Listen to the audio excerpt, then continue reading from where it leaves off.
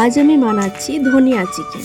তার জন্য কড়াইতে তেল নিয়ে তাতে গোটা গরম মশলা দিয়ে পেঁয়াজ কুচি দিয়ে ভালো করে ভাজা ভাজা করে নিচ্ছি এবং তারপরে দিলাম আদা রসুনের পেস্ট। ওটাও একটু ভালো করে ভাজা ভাজা হয়ে যাওয়ার পর দিয়ে দিলাম ম্যারিনেট করা চিকেন। এবার দিয়ে দিলাম জিরে গুঁড়ো, ধনে গুঁড়ো, নুন দিয়ে ভালো করে চিকেনটা ভাজা ভাজা করে নিচ্ছি। তারপর দিয়ে দিলাম টক দই। আমি একটা পেস্ট বানিয়ে দিলাম ধনেপাতা কাঁচা লঙ্কা, সেই পেস্টটা ওই চিকেনটাতে দিয়ে দিলাম। ভালো করে নেড়ে নিয়ে যখন একটু মাখা মাখা হয়ে যাবে তারপরে দিয়ে দিলাম গরম মশলা এবং শেষে লেবুর রস। তো আমার রেডি ধনিয়া চিকেন।